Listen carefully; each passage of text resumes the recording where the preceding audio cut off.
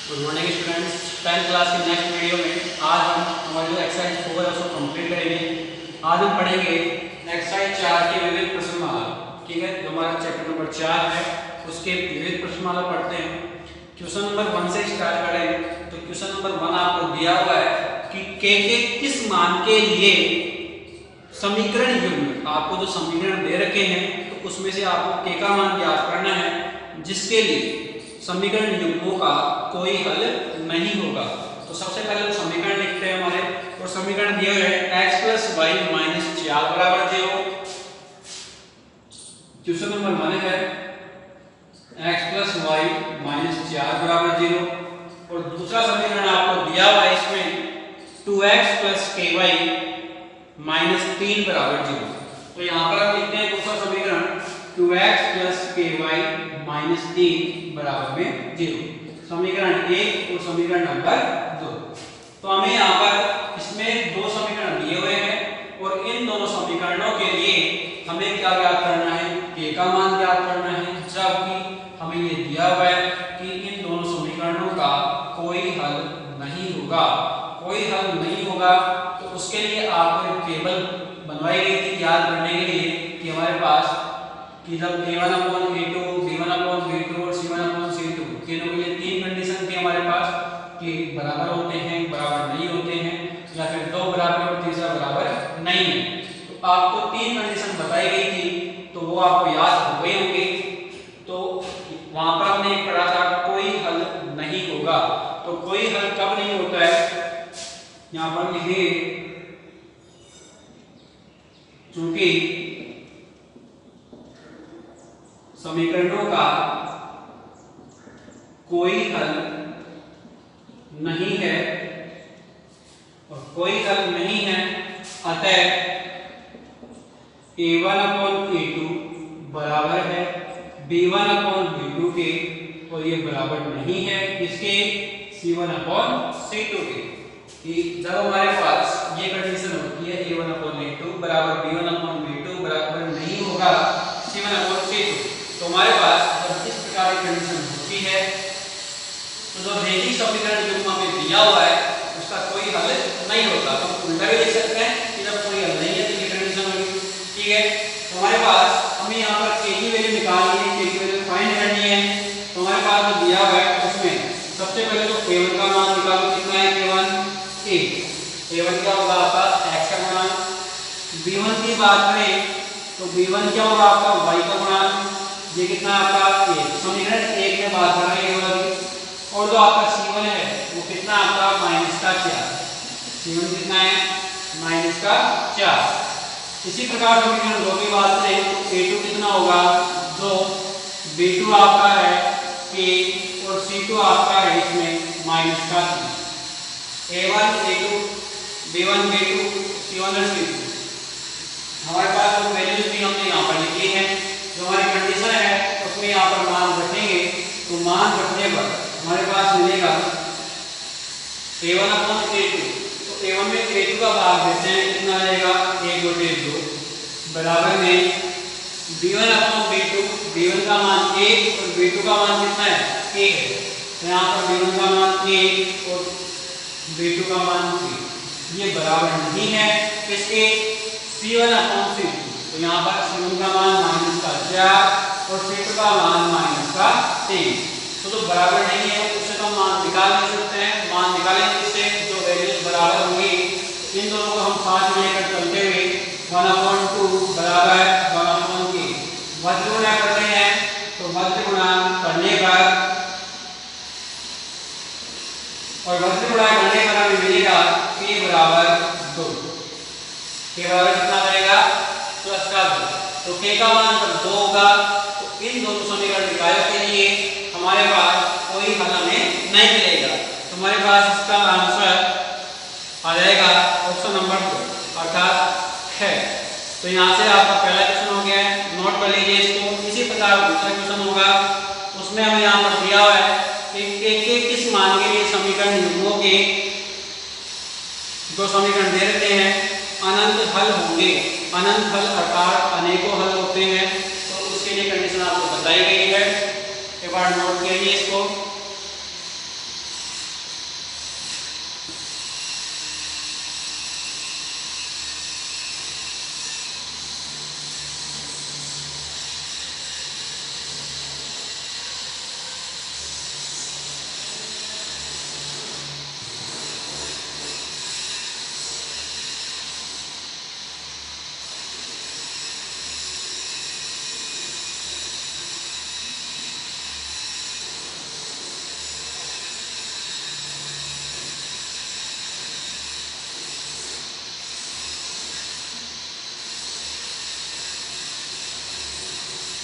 चलिए question number 2 की बात करें तो k के किस मान के लिए हमें ज्ञात करना है k का मान। समीकरण युग्म आपको दिए हुए हैं 3x - 2y 3x - 2y बराबर में 0 तथा kx + 5y बराबर 0। दूसरा समीकरण है kx + 5y बराबर 0। समीकरण 1 समीकरण 2 ठीक है। तो हमारे पास दो समीकरण दिए हुए हैं, हमें यहाँ पर k का मान फाइंड करना है, ज्ञात करना है। जब दोनों समीकरणों के चलिए यहाँ पर सॉल्यूशन करते हैं इसका डायरेक्टली कि चूंकि समीकरण युग्मों के जो हमें दोनों समीकरण दिए हुए हैं इनका जो हलों की संख्या है वो क्या है, अनंत है, अर्थात अनंत हल है। समीकरण युग्मों के अनंत हल है। तो हम यहाँ से कंडीशन क्या होती है इसकी आता है a1/a2 = b1/b2 = c1/c2। जब हमारे पास ये कंडीशन होती है तो हम कह सकते हैं कि जो समीकरण जो दे रखे हैं हमने दो समीकरण दे रखे हैं इसके हल कैसे होते हैं, अनंत हल होते हैं। हमने यहाँ पर अनंत हल दिए हुए हैं इसलिए हमने ये कंडीशन यहाँ पर लिखी है। अब यहाँ पर फिर से a1 b1 c1 इनकी वैल्यू रखते हैं। तो यहाँ पर c1 है नहीं हमारे पास, c1 और c2, तो हम यहाँ पर केवल a1 और b1 की बात करेंगे। तो a1 हमारे पास कितना है 3 है, b1 आपका कितना है -2, a2 की बात करें तो आपका है a और b2 की बात करें तो आपका है +5। जब ये वैल्यू हम इसमें उठा करके इसमें रखेंगे a1/a2 बराबर b1/b2 c1/c2 फिर दिए हुए रहेंगे तो उनको नहीं लेंगे, हमारे पास ये आ जाएगा 3/k बराबर में b1/b2 -2 बटे +5 वर्ग गुणा करने का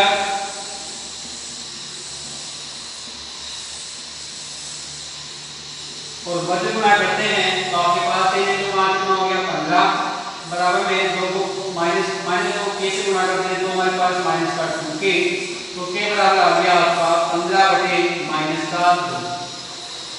और ये क्या आपका k का मान है जिसके लिए जो समीकरण दिए हुए हैं उसका या उसके हल होंगे वो कैसे होंगे, अनंत हल होंगे। नोट करो इसको। तीसरा क्वेश्चन आप लोग खुद करेंगे, उसमें अद्वितीय हल दिया हुआ है k के किस मान के लिए, तो वहां पर आपको क्या कंडीशन रहेगी a1/a2 not equal to b1/b2। तो वहां पर आपके पास जो k का मान है वो भी कितने आएगा, नॉट इक्वल में आएगा। चलिए नोट कर लिए।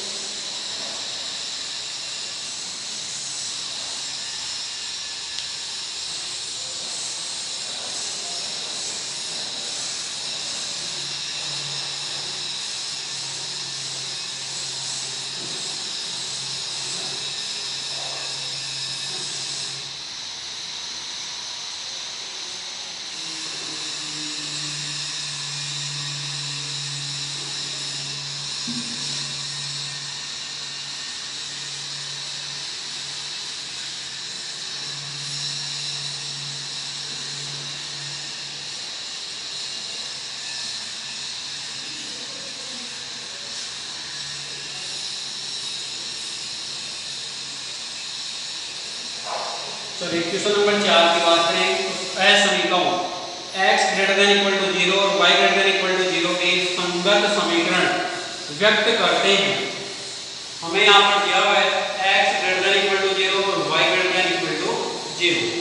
तो x > 0 x बराबर हो जाएगा 0 और इसी प्रकार y > 0 को समीकरण बनने के क्या आएगा y बराबर 0। तो x बराबर 0 क्या हो गया आपका yx और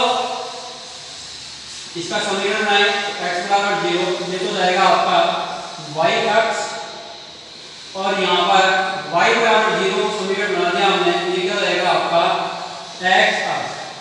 तो क्वेश्चन में पूछा गया है कि जो असमीकाएं हैं के संगत समीकरण व्यक्त करते हैं, किसको व्यक्त करते हैं, तो पहला ऑप्शन है आपका x अक्ष को, दूसरा ऑप्शन है y अक्ष को, तीसरा ऑप्शन आपको दे रखा है x और y अक्षों को।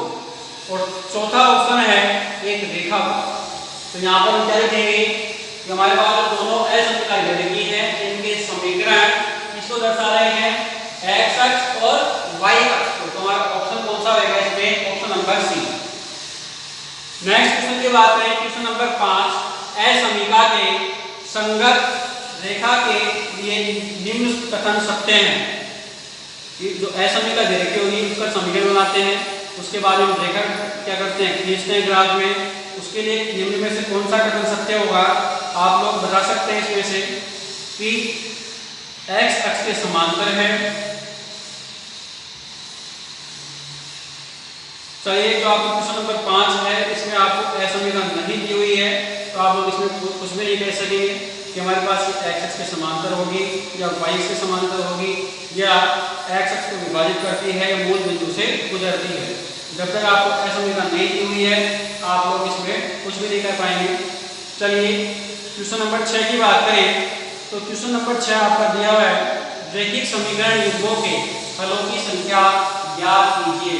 हलों की संख्या अर्थात जिस प्रकार से हमने देखा कोई हल होगा या नहीं होगा, अद्वितीय हल होगा या अनंत हल होंगे, तो हमें यहाँ पर ज्ञात करना है। तो क्वेश्चन नंबर 6 करते हैं।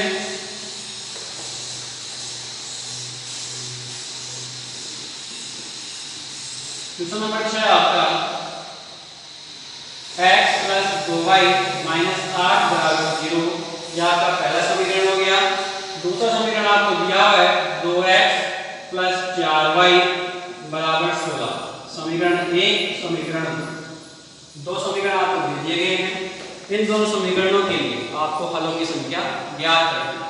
अब हलों की संख्या ज्ञात करने के लिए आपको जो अभी अनुपातों के रूप में जो कंडीशंस लिखवाई हुई हैं उनका आप उपयोग करेंगे।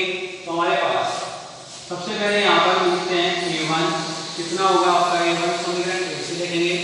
x का गुणांक कितना है a, तो a1 का मान आ गया।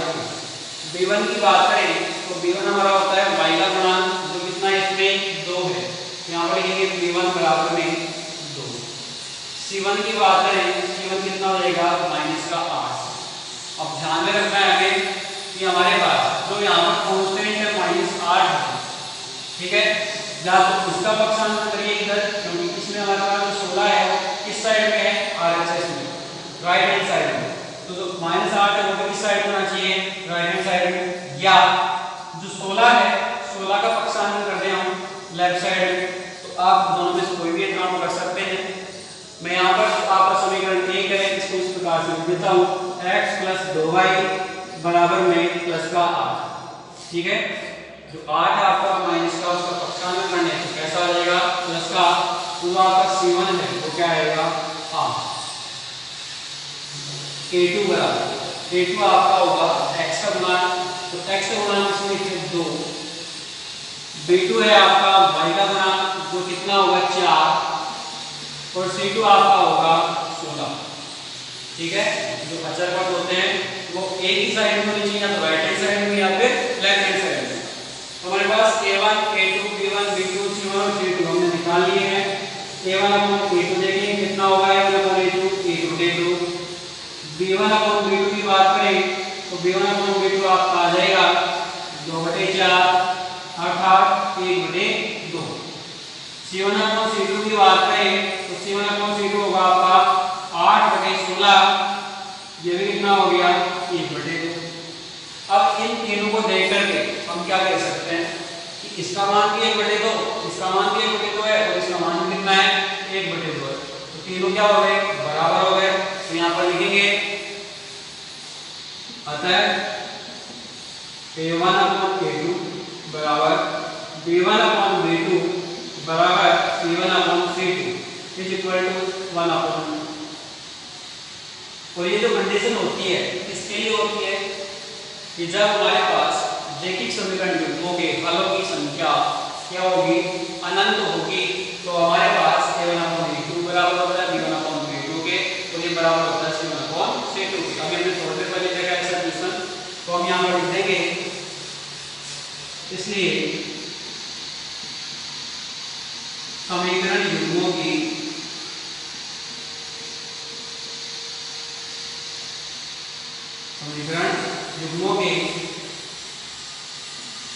हलों की संख्या अनंत होगी, या फिर हम लिख सकते हैं इस समीकरण युग्मों के हल कैसे हैं, अनंत है। चलिए आप क्वेश्चन नंबर 6 हो गया, नोट कर लो इसको।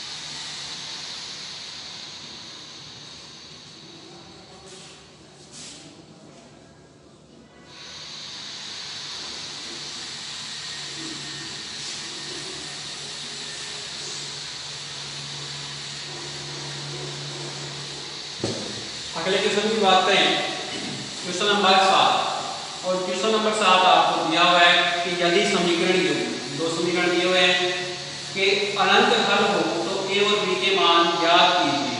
पहले समीकरण युग्म लिखेंगे आप।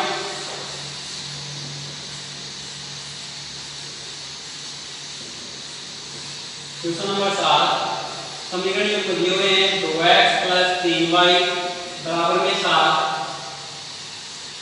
a plus b into x plus 2a minus b into y equal to 21 के अनंत हल दिए हुए हैं। इनके हलों की संख्या कितनी है, अनंत है। तो a और b का मान ज्ञात कीजिए। समीकरण 1, समीकरण नंबर 2 यहाँ पर दिया हुआ हमें अनंत हल। और अनंत हल के लिए कंडीशन क्या होती है, हम लास्ट क्वेश्चन ये किया हमने, कंडीशन होती है a1/a2 बराबर होगा b1/b2 के और बराबर होता है c1/c2 के। तो हम यहाँ से अनंत हल के लिए वही कंडीशन लगाएंगे, a1 a2 b1 b2 c1 c2 की वैल्यू रखेंगे और यहाँ से हम क्या निकालेंगे, a और b का मान ज्ञात कर लेते हैं। तो पहले कंडीशन लिखते हैं, a1/a2 बराबर है b1/b2 बराबर है c1/c2 के। तो a1 का मान सबसे पहले समीकरण 1 से देखते हैं। a1 का मान कितना है, x का गुणांक 2 है, b1 का मान आपका है 3 और c1 का मान है 7। b1 क्या होगा, y का गुणांक, और c1 क्या होगा, कांस्टेंट। समीकरण 2 की बात करें तो a2 की बात करें तो a2 क्या आपका x का गुणांक a plus b, b2 की बात करें तो b2 आपका है 2a minus b और c2 है आपका 21। ठीक है, तो हमारे पास a1 a2 b1 b2 c1 और c2 निकाल लिए, ये इसमें रखते हैं। तो रखने पर हमारे पास क्या मिलेगा, a1 का मान 2, a2 का मान a plus b, b1 का मान 3 और b2 का मान 2a minus b, c1 का मान 7 और c2 का मान 21। ठीक है, तो 7/21, 5 से हम 21 को काटेंगे, ऊपर 1 बचेगा और नीचे कितना रहेगा 3। तो हम इसको कितना लिख सकते हैं, 1/3 लिख सकते हैं। अब देखिए एक बार तो 2/a plus b है, उसके साथ में 1/3 ले लीजिए, और एक बार 3/2a minus b है, उसके साथ में 1/3 ले लेंगे। तो हमारे पास ऐसे दो समीकरण बनेंगे a और b में। उनको हल करने पर हमारे पास क्या मिलेंगे, a और b का मान मिलेगा। हल किस प्रकार से, प्रतिस्थापन या विलोपन विधि से। तो हम सबसे पहले तो इन दोनों को लेते हैं और उसके बाद में इन दोनों। तो सबसे पहले हमने लिया 2/a plus b बराबर 1/3, और आप लोग चाहें इन दोनों को भी ले ठीक है, तो यहाँ से हमारे पास हो जाएगा वज्र गुणा करने पर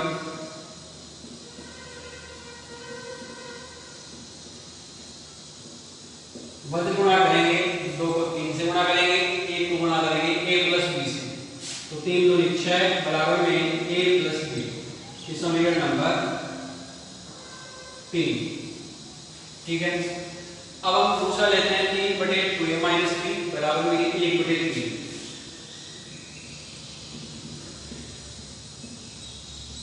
तो बराबर में 1 बटे 3 है, वज्र गुणा करते हैं, तो वज्र गुणा करने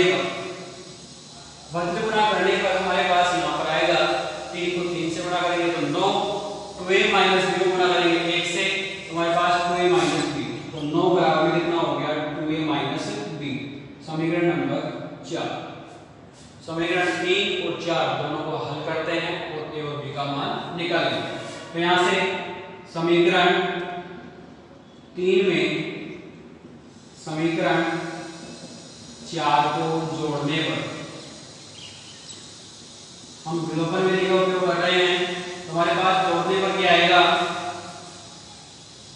6 बराबर में a प्लस b, 9 बराबर 2a माइनस b, जोड़ेंगे दोनों को तो 9 और 6 कितने हो गए 15 बराबर में a प्लस 2a कितना हो जाएगा 3a, और प्लस का b और माइनस का b दोनों क्या करते हैं आपके कैंसिल हो जाएंगे, तो हमारे पास यहाँ पर कितना बचेगा 3a बराबर में 15, तो a का मान आपके पास यहाँ पर आ गया a बराबर में 15 बटे 3 अर्थात a बराबर 5। a का मान निकल गया, a का मान उठाइए यहाँ से समीकरण 3 या समीकरण 4, इसमें भी हम क्या कर सकते हैं प्रतिस्थापित कर देंगे, तो यहाँ पर लिखते हैं समीकरण 3 में a बराबर 5 रखने पर, और a बराबर 5 रखते हैं समीकरण नंबर 3 में, तो क्या मिलेगा हमें 6 बराबर में a का मान आपका 5 है, तो 5 प्लस में b का मान ज्ञात करना है, 5 का प्रक्षेपण कर देंगे तो आ जाएगा 6 माइनस 5 बराबर में 1, तो b का मान 1 आ गया और a का मान कितना है 5 है, अतः a बराबर 5 व b बराबर 1 होगा। ये जो हमें क्वेश्चन दिया हुआ है अनंत हल के लिए, इसमें a का मान 5 और b का मान कितना होगा 1 होगा, तो इस प्रकार से आप लोगों को क्वेश्चन करने हैं, नोट करिए इसको।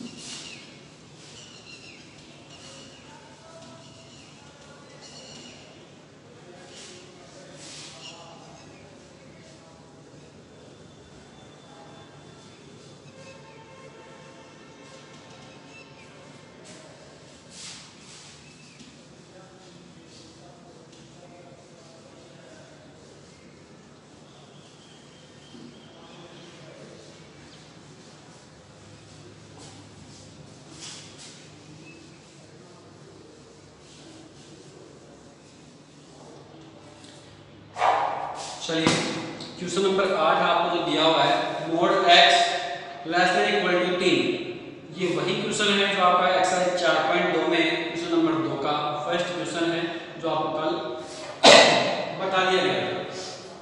तो ये क्वेश्चन आप लोग वहां से देख लीजिएगा, अदरवाइज आप लोग आ गया होगा। क्वेश्चन नंबर 9 की बात करें तो क्वेश्चन नंबर 9 भी आपको बिल्कुल उसी प्रकार करना है जैसे क्वेश्चन नंबर फर्स्ट का फोर्थ क्वेश्चन है।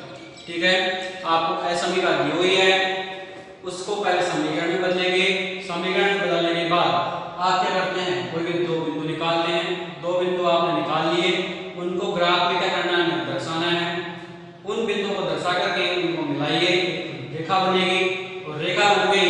इसका हमें क्या करना है, यहाँ पर हल समुच्चय ज्ञात करना है, हल क्षेत्र ज्ञात करना है। तो हल क्षेत्र ज्ञात करने के लिए कोई भी हम बिंदु ले लेते हैं और जो हमारा एस समीका दिया होता है उसमें क्या कर देंगे, जो हमारा बिंदु है उसमें से x और y का मान उठाकर उसमें रखेंगे तो हमारे पास संतुष्ट करता है। तो जो हल क्षेत्र होगा उसी बिंदु की दिशा में होगा। अदरवाइज हमारे पास अगर संतुष्ट नहीं करता है तो जो हल क्षेत्र होगा वो क्या होगा, उस बिंदु के विपरीत दिशा में होगा। ठीक है, जो रेखा होगी उसके अगर बिंदु जिस ओर है संतुष्ट करेगा उसी दिशा में, नहीं तो उस रेखा के विपरीत दिशा में। ठीक है, आगे देखते हैं क्वेश्चन नंबर 10। क्वेश्चन नंबर 10 दिया हुआ है कि निम्न रैखिक समीकरणों के युग्म को आरेखीय विधि से हल कीजिए तथा इसकी सहायता से a का मान ज्ञात कीजिए। a का मान हमें ज्ञात करना है, जबकि आपको एक समीकरण दिया हुआ है 4x + 3y बराबर में a, और आपको जो रैखिक समीकरण युग्म दिए हुए हैं पहले वो लिखेंगे आप। रैखिक समीकरण युग्म आपको दिए हुए हैं, क्वेश्चन नंबर है आपका 10, x + 3y बराबर में 6, 2x - 3y बराबर 12। पहले तो इन दोनों क्या करेंगे, हम आलेखीय विधि से हल करेंगे और उसके बाद में जो आपको समीकरण दिया हुआ है 4x + 3y बराबर a, इस समीकरण के लिए a का मान आपको ज्ञात करना है। चलिए, ये आपका समीकरण 1, समीकरण नंबर 2। तो समीकरण 1 और 2 के लिए बिंदु निकालते हैं। सबसे पहले समीकरण 1 से x बराबर आपका हो जाएगा 6 - 3y, 3y का प्रतिस्थापन कर देंगे तो क्या आएगा 6 - 3y। अब इसमें y का मान रखेंगे और x का मान निकालेंगे। चलिए, y बराबर, चलिए 1 के लिए, y बराबर 1 के लिए y का मान 1 दिया हमने तो हमारे पास x बराबर कितना आएगा 6 - 3 × a, x बराबर हो गया 6 - 3 अर्थात x बराबर 3। तो हम इसके लिए एक टेबल बना लेते हैं। तो टेबल हमारी होगी x और y, ये x और ये y। जब x का मान 3 है तो y का मान कितना आपका 1 है। दूसरा मान निकालते हैं, दूसरा मान y बराबर 2 के लिए निकाल लो। तो y बराबर 2 के लिए ये हो जाएगा आपका x बराबर में 6 - 3 × 2, तो x बराबर 6 - 3 दूनी कितना हो गया 6, 6 में से 6 घटाएंगे तो 0। तो हमारे पास x का मान 0 है। कब है, तो y का मान कितना होगा 2 होगा। समीकरण 1 के लिए दोनों बिंदु निकाल दिए हमने, इसी प्रकार समीकरण 2 के लिए निकालते हैं।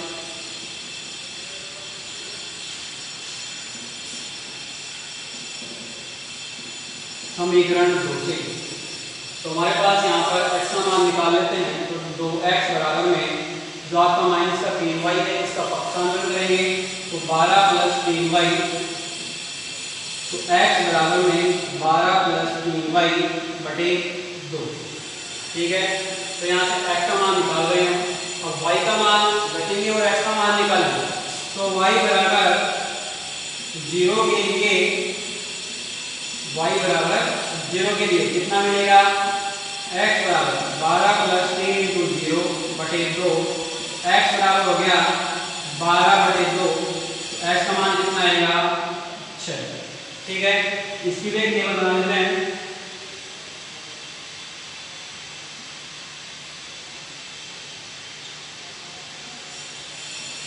ये x और ये y, x का मान 6 है तब जब y का मान कितना है 0। दूसरा मान निकाले, दूसरे मान के लिए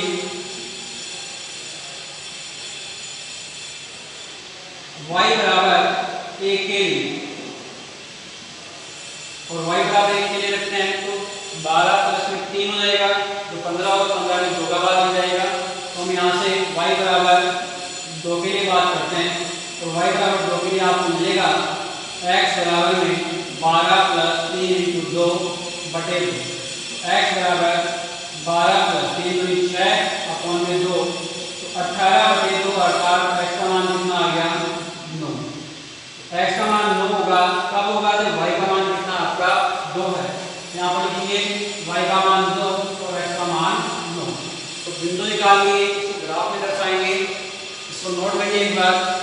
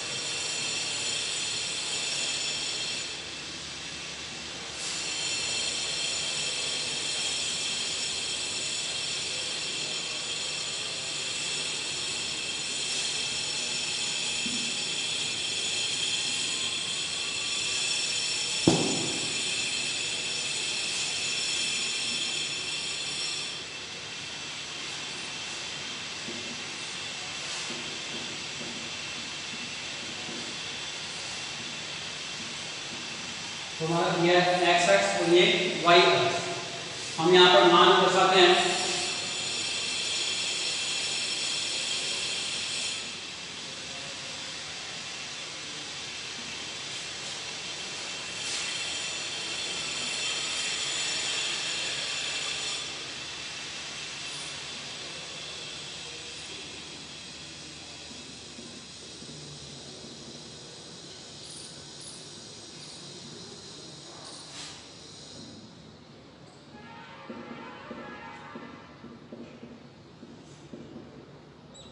चलिए सबसे पहले समीकरण एक की बात करें। समीकरण एक के लिए एक हमारे पास x का मान 3 है तो y का मान कितना है 1। x का मान 3 और y का मान 1 कहाँ पर होगा, इस बिंदु पर होगा। यहाँ पर लिख देंगे 3, 1। दूसरा बिंदु 0, 2 x का मान 0 और y का मान 2। x का मान 0 कहाँ पर होता है yx पर और y का मान 2 हमारे पास ये हो गया आपका 0, 2।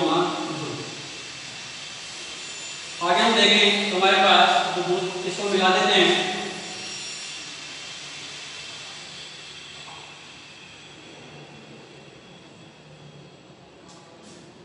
आगे हमारे पास 6, 0 x का मान 6 और y का मान 0।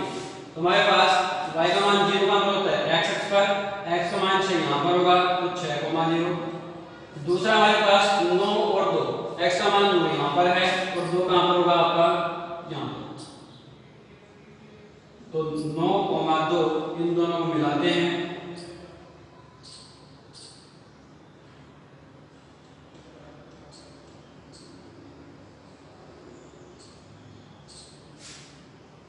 तो हमारे पास ये समीकरण नंबर 2 आ जाएगा। समीकरण 2 आपका है 2x - 3y बराबर में 12।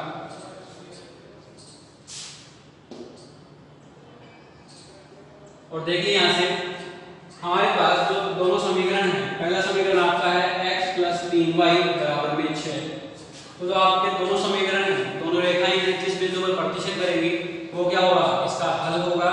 और हल होगा, उस हल को x और y के मान हम क्या करेंगे इस समीकरण में रखेंगे।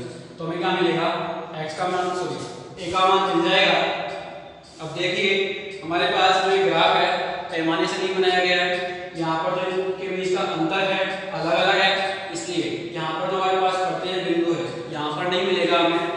प्रतिच्छेद बिंदु आपके पास आएगा वो होगा 6, 0। क्योंकि हम देख सकते हैं कि जो आपका समीकरण है इसमें y का मान 0 रखते हैं तो x का मान 6 मिलेगा। तो 6, 0 हो जाएगा। समीकरण 2 में भी 6, 0 है तो समीकरण 1 में भी कितना मिलता है 6, 0। तो हमारे पास हम यहाँ से देख सकते हैं कि हमारे पास जो 6, 0 है वो क्या होगा, इसका एक हल होगा, एक द्वितीय हल होगा। आप लोग ग्राफ पेपर में बनाएंगे इसको अच्छे से, और ग्राफ पेपर बनाने के बाद में चेक करिए कि हमारे पास ये 6, 0 पर मिलेगा या नहीं मिलेगा। तो हमारे पास जो इसका हल है वो क्या होगा 6, 0 है। दोनों रेखा का समीकरण जो होगा तो यहाँ पर लिखते हैं अतः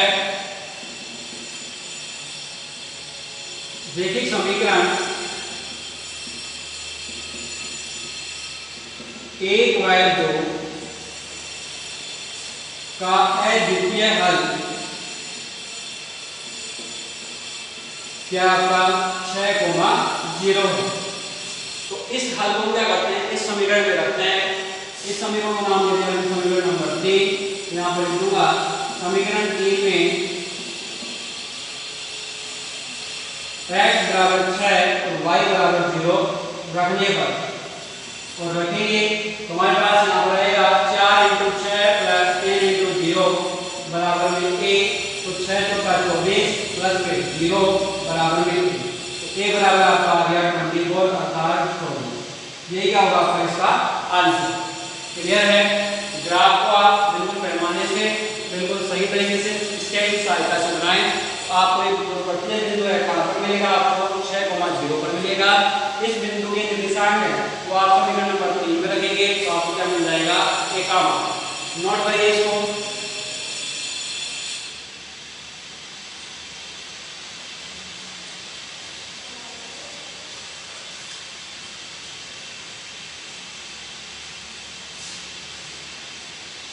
इसके अलावा आपका इसमें लास्ट क्वेश्चन और बचा हुआ एक, निम्नलिखित समीकरण युग्मों को आलेखीय विधि से हल कीजिए तथा उन बिंदुओं के निर्देशांक ज्ञात कीजिए जहां पर इनके द्वारा निरूपित रेखाएं y अक्ष को प्रतिच्छेद करती है, काटती हैं।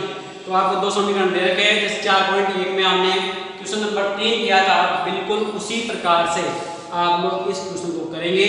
ग्राफ में पहले तो आप दोनों रेखाओं को दर्शाएंगे और जो रेखाएं हैं y अक्ष को जहां पर प्रतिच्छेद करती है, काटती है, उन बिंदुओं के निर्देशांक भी आपको इसमें लिखने हैं।